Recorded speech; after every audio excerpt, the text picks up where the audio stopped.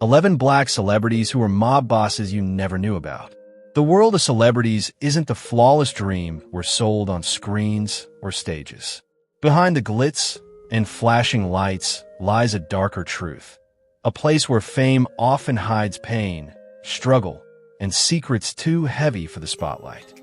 For many stars, street gangs weren't just symbols of crime. They were a lifeline, a way out of poverty, rejection, and the invisible walls of society's judgment. But that escape came at a price. In those streets, power, loyalty, and survival were tangled in a dangerous dance where every choice could mean life or death. Few made it out untouched. Among the black legends we've come to admire, the singers, the actors, the icons, some once walked paths most would never dare. They were caught in a world of violence, loyalty, and betrayal long before fame found them. And now, the truth about 11 black celebrities with secret ties to street gangs finally comes to light. What you're about to hear will not only surprise you, it might completely change the way you see them. Sammy Davis Jr., a dazzling light on stage, trapped in the shadows of Las Vegas underworld. Sammy Davis Jr. wasn't just an entertainer. He was a phenomenon, a singer, dancer, an actor who broke barriers and stole hearts across America. As a key member of the legendary Rat Pack alongside Frank Sinatra and Dean Martin, Sammy became a symbol of pure showmanship and racial progress in a divided era. His voice was silk, his rhythm electric, and his charm unstoppable. But behind the bright lights and roaring applause, there was a darkness few dared to speak of, a dangerous dance with a mafia that shaped and haunted his rise to fame. In the 1950s and 60s, Las Vegas was more than the world's entertainment capital. It was a kingdom ruled by crime syndicates. The mob ran the casinos, the clubs, even the stars. For a black performer like Sammy, success came with brutal limits. He could light up the stage, but not always walk through the front door. Racism ran deep, and the path to survival often meant shaking hands with the very people who ran the city from the shadows. Those connections came at cost. The mob offered Sammy protection from violent threats and racist attacks, opened doors to exclusive stages, and gave him the power and reach no other black performer could dream of. But each performance in those glittering casinos doubled as a transaction, a way for mob bosses to wash dirty money through music and applause. Night after night, Sammy danced under the spotlight while danger lurked behind the curtains. The laughter, the champagne, the applause, all hiding an invisible world of crime, corruption, and control. The FBI took notice. Agents tracked his movements, his calls, his finances, feeding his paranoia and leaving him trapped in a web of secrets. As his fame grew, so did the weight of his alliances. His connection to the mafia stained his image, forcing him to walk a razor's edge between survival and self-destruction. Some saw him as a sellout. Others saw a man doing what he had to do in an era stacked against him. By the late 1980s, Sammy tried to free himself from those old ties, to rebuild his legacy on his own terms. But freedom came too late. The years of pressure, fear, and compromise had taken their toll. In 1990, the world lost one of its greatest entertainers, a man who gave everything to the stage but carried the scars of the streets with him to the very end. Sammy Davis Jr.'s life was a masterpiece painted in gold and shadow, proof that fame in Hollywood's golden age could shine as bright as sin itself and cost just as much. Red Fox, the king of grit and laughter. Before he became America's comedy royalty, Red Fox walked a road lined with danger and desperation. Born John Elroy Sanford, he wasn't raised in the spotlight. He fought his way out of the shadows. Long before Sanford and Son turned him into a household name, Red was surviving on Chicago's toughest streets, where jokes weren't told for laughs but to stay alive. In the 1940s, Chicago was a city divided by poverty and racial tension. And for young John, survival meant bending the rules or breaking them. He ran the streets, hustling, dealing, stealing, doing whatever it took to eat another day. In those smoke-filled bars and narrow alleys, he became known as a man you didn't cross. a streetwise figure respected by gangsters and feared by rivals. Police run-ins were routine, arrests for assault and possession part of the grind. His name carried the weight of a man both tough and tired of running. But fate has a strange sense of humor. It was that same underworld that opened the door to the stage. Comedy clubs hidden behind bars and gambling dens became his training ground. His raw wit, sharp tongue, and no-filter storytelling reflected everything he'd lived through. Red's act wasn't just funny. It was brutally honest, a mirror held up to the pain and pride of Black America. As television finally caught up, Sanford & Son made him a legend. His gravelly voice and fearless humor broke barriers, inspiring a new generation of Black entertainers who saw in him proof that laughter could be power. Yet the ghosts of his past never left. Financial troubles, tax battles, and the reckless spending that once felt like freedom eventually dragged him down. When Red Fox died of a heart attack in 1991, he left behind more than jokes. He left a legacy carved from survival, struggle, and truth. His journey from the dark corners of Chicago's streets to the bright lights of Hollywood remains one of comedy's most powerful transformations. A man who turned pain into punchlines and tragedy into timeless laughter. Cab Calloway. Cab Calloway, the man who made jazz swing, style sparkle, and crowds roar. In the smoky glow of 1930s Harlem, his voice electrified audiences. His wild stage moves turned nights into legend. Minnie the Moocher wasn't just a song. It was an anthem that made him a household name across America. To millions, Cab was the king of cool, the embodiment of confidence, rhythm, and charm in an age when Black artists were still fighting for a place under the spotlight. But behind the applause and the flashing lights lay a world far darker than anyone imagined. The glamorous Cotton Club, where Cab often performed, wasn't just a jazz temple. It was a mafia playground. In the underbelly of Harlem and Chicago, organized crime ruled the nightlife. Every deal, every gig, every paycheck was touched by shadowy hands. For a Black artist trying to survive in a segregated America, those underworld ties weren't just temptation. They were survival. Cab knew the rules. Play the game, keep your head high, and never cross the wrong man. The mob offered protection from racist threats and opened doors other clubs kept locked. But the price was steep. Behind the charm and laughter, Cab walked a tightrope between fame and danger. One wrong word, one missed favor, and even a legend could vanish overnight. Still, he thrived. His suits sharper than any blade, his smile dazzling enough to hide the risk. When the mafia's grip began to fade in the 1950s, Cab slowly distanced himself from that shadowed world. He refocused on his craft, cementing his place in pop culture through film, stage, and television, from the Blues Brothers to the Hall of Jazz immortality. Yet, the whispers never stopped. The underworld connection remained a stain history rarely mentions.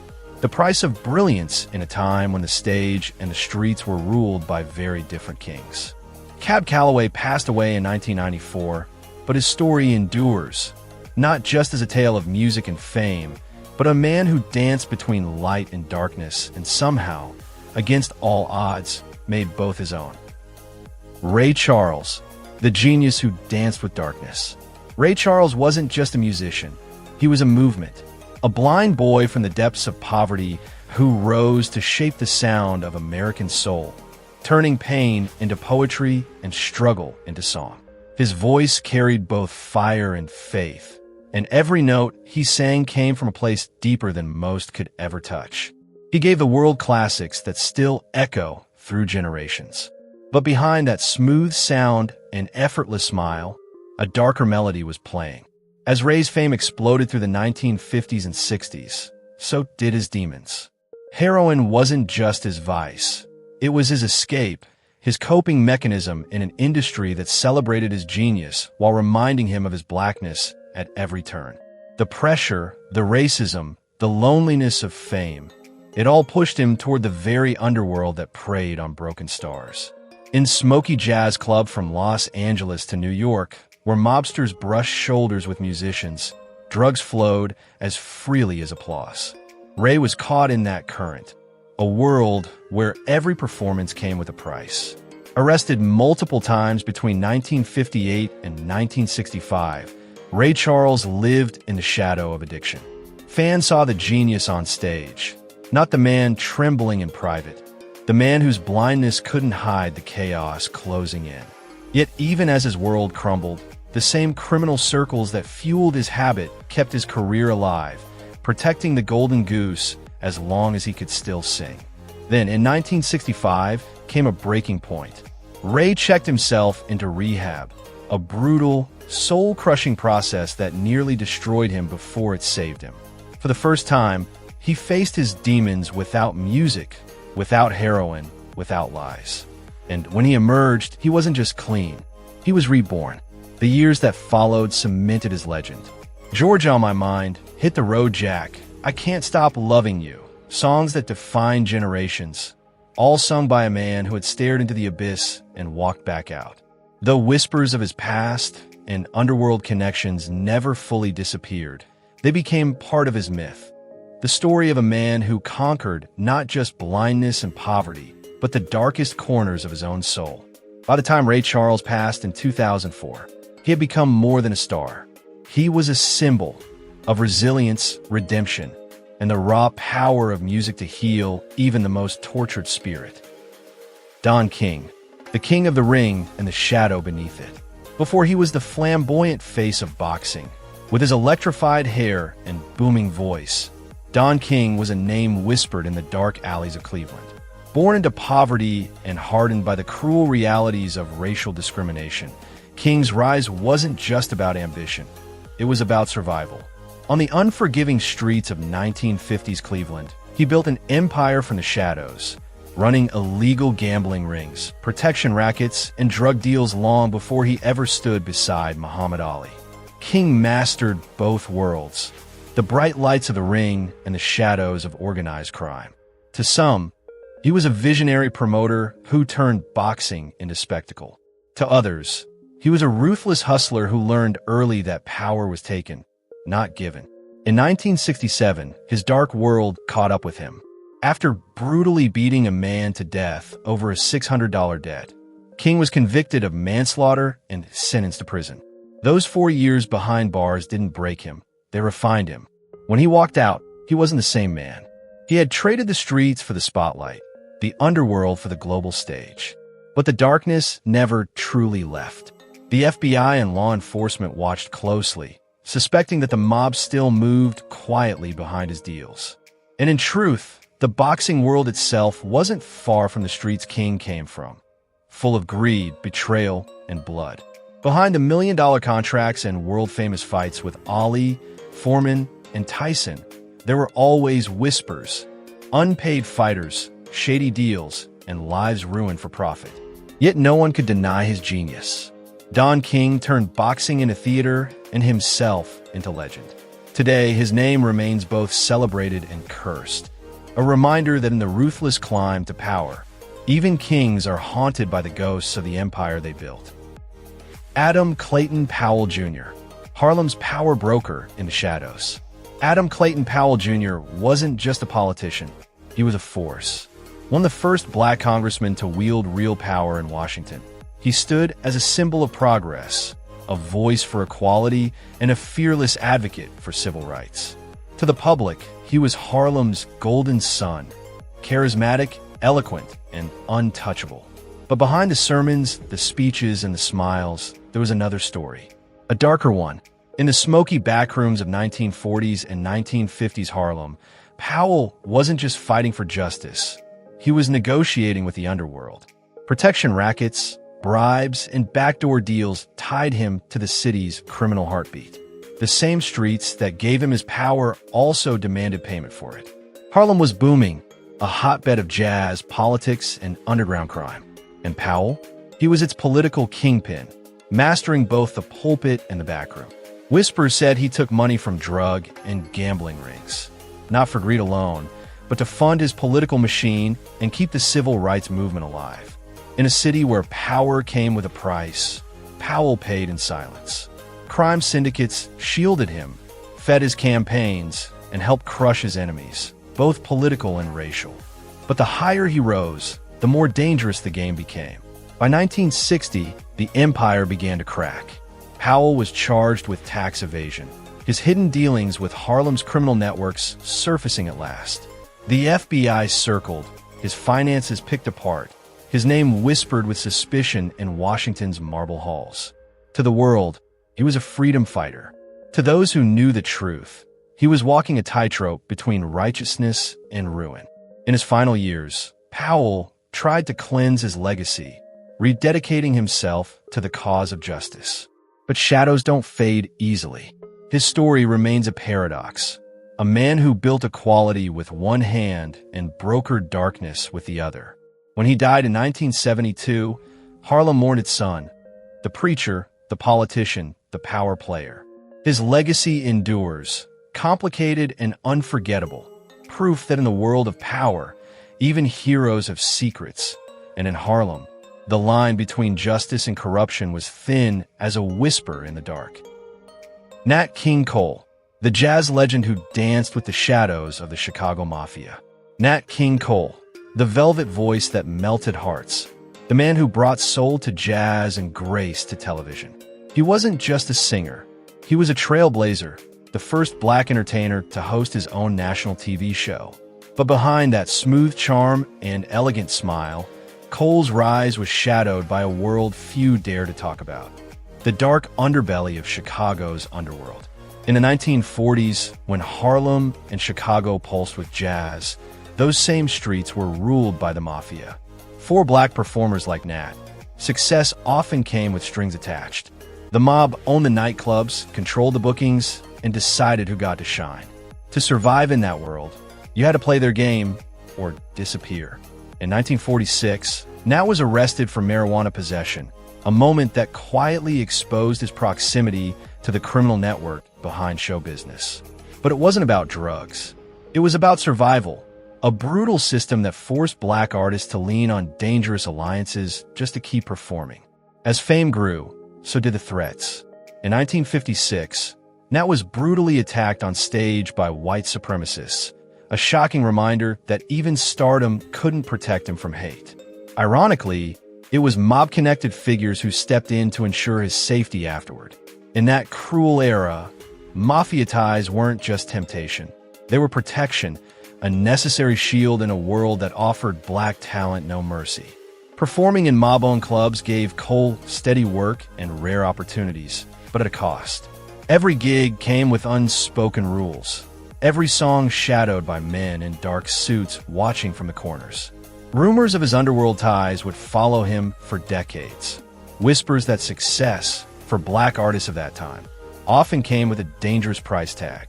Even after his 1946 arrest stained his record, Nat refused to let the darkness define him. He broke barriers, won countless awards, and carved out a space for black excellence on American television.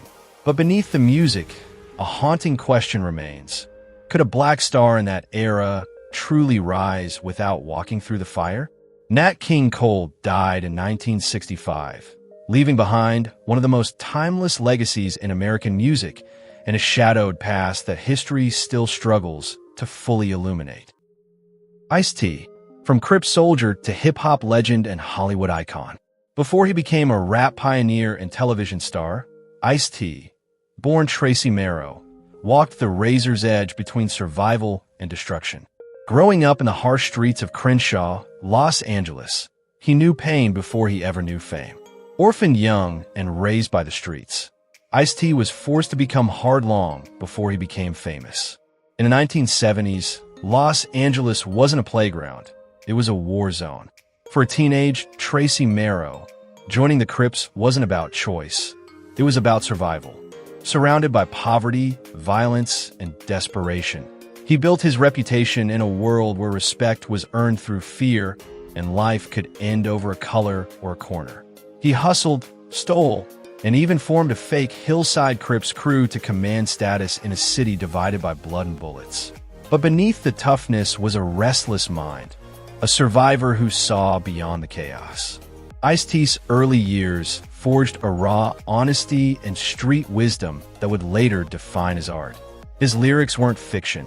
They were his truth, stories of guns, gangs, and survival told with unfiltered grit. He turned pain into poetry, and the voice of a Crip became the voice of a generation that America refused to see. Yet the road wasn't easy. He faced multiple arrests, countless close calls, and the constant threat of death.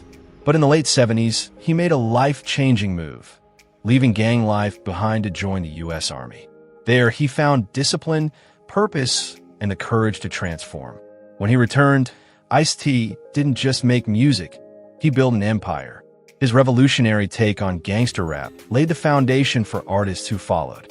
His songs told the stories of the streets with chilling authenticity. And when Hollywood came calling, he took that same fire to the screen, earning lasting fame in Law & Order, SVU, and beyond. Today, Ice-T stands as proof that redemption isn't just possible, it's powerful. From the darkness of Crenshaw to the bright lights of Hollywood, he turned his scars into symbols of strength. The man who once lived by the code of the streets became a legend who rewrote the code entirely. Snoop Dogg, from Rollin' 20s Crip to global icon. Before the world knew him as Snoop Dogg, the laid-back rap legend with a smile and a swagger. He was Calvin Broadus Jr., a kid from the gritty streets of East Long Beach.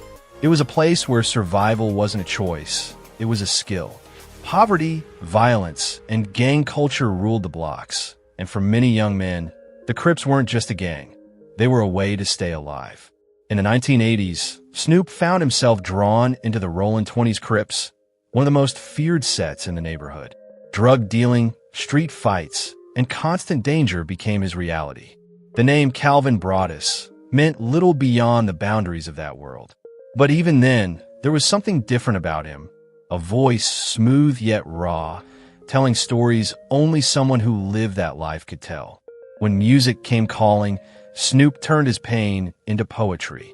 His connection to the streets gave him credibility, but his flow gave him immortality. Teaming up with Dr. Dre, he dropped Doggy Style in 1993, an album that didn't just define West Coast rap, it redefined hip-hop itself. Overnight, the young Crip from Long Beach became a household name, but fame came with its own shadows. That same year, Snoop was charged in a high-profile murder case, a grim reminder that the street life he once knew was still chasing him. Though he was acquitted on self-defense, the experience left scars. It became the turning point that pushed him to walk away from gang life and step fully into his destiny as an artist, actor, and entrepreneur. Today, at 54, Snoop Dogg stands as one of the most beloved and influential figures in hip-hop. Yet behind the fame, the humor, and the hit songs lies a past carved in survival. A journey from the darkness of gangland to the global stage. His story isn't just about rap, it's about redemption. Tupac Shakur, the legend who lived and died in the shadow of blood. Tupac Shakur wasn't just a rapper. He was a revolution in motion. A poet, an actor, a voice for the unheard. In the blazing heat of the 1990s, Tupac rose from the streets to become one of America's most powerful cultural icons. His words carried the pain, pride, and fury of black youth, echoing through every corner of the country. But behind the brilliance and fame was a darker truth, a truth soaked in blood, loyalty, and danger. Tupac's world was forever tied to Los Angeles street life, especially the Bloods, one of the city's most feared gangs. In the chaos of the 90s, when the war between the Bloods and Crips turned neighborhoods into battlefields, Tupac wasn't just a witness. He was in the crossfire. His deep connection with Suge Knight, the ruthless head of Death Row Records and a known Bloods affiliate, pulled him deeper into that violent underworld. For Tupac, the streets weren't just a backdrop, they were survival. Every rhyme, every verse, every glare from under his bandana carried the weight of that reality. The gangster image wasn't an act, it was armor. A defense against a world that had already tried to break him too many times. As the East Coast, West Coast feud erupted, Tupac became the storm center. The music industry blurred with gang warfare. Rap battles turned into real shootouts. Arrests, beefs, and bullet wounds became part of his legend. The infamous 1994 attack at Quad Studios in New York proved how deadly those rivalries had become. The same blood ties that gave him power and protection also chained him to chaos. Death Row Records brought fame and money, but also sealed his fate. On a warm September night in 1996, under the neon lights of Las Vegas, Tupac was gunned down. Just 25 years old, his life ended the way he lived, surrounded by violence, loyalty, and mystery. Tupac Shakur never escaped the streets that raised him. His story remains one of hip-hop's greatest tragedies, a legend who carried the power and pain of the Bloods in his heart until his very last breath. Coolio, from Compton's Crips to the heights of Gangsta's Paradise. Coolio, born artist Leon Ivy Jr., wasn't just another rapper from the 90s. He was a force, a storyteller, and a survivor of the streets that tried to claim him long before the spotlight ever found him. His rise to fame with Gangsta's Paradise wasn't just a hit record. It was an anthem for every kid trapped in violence, poverty, and broken dreams. But before the fame, before the Grammys, there was Compton, a war zone where the Crips ruled every block and fear was a language everyone understood. Growing up in that world, young Coolio didn't dream of fame. He dreamed of surviving. With poverty pressing in, he got pulled into the streets, selling drugs, carrying weapons, and dodging bullets. Every day was a gamble between life and death. The Compton of the 1980s was a place where respect came at a price, and weakness could get you killed. Coolio wasn't just a bystander. He was part of it. A young man fighting for his place in a world that offered no mercy. The streets hardened him, but they also gave him a voice, one that would later echo through millions of speakers around the world. When Gangsta's Paradise dropped in 1995, it was more than music. It was Coolio's redemption song.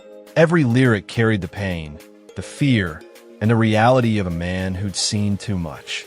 The song became a global phenomenon, earning him fame and respect far beyond Compton's borders. It marked his escape from the gang life that nearly destroyed him. Yet, the past has a way of following close behind. The shadows of addiction, loss, and trauma never fully left Coolio. Even as he turned to acting and other creative pursuits, those demons lingered. In 2022, his story ended the same way it began, in tragedy, with his sudden death from a drug overdose. Coolio's legacy is more than the song that made him famous. It's the story of a man who climbed from the darkest corners of Compton to the world stage, carrying both the scars and the soul of the streets that made him. His life is a reminder that even in the brightest spotlight, the past never disappears. It just hides behind the applause. So remember this. Behind every legend is a survivor. Behind every hit song is a human story. Tell us what you think. Has Coolio's journey changed how you see the man behind Gangsta's Paradise? Drop your thoughts below. And if you want to uncover more untold stories behind the stage lights, make sure to subscribe and hit that bell icon. Together, we'll keep the truth alive.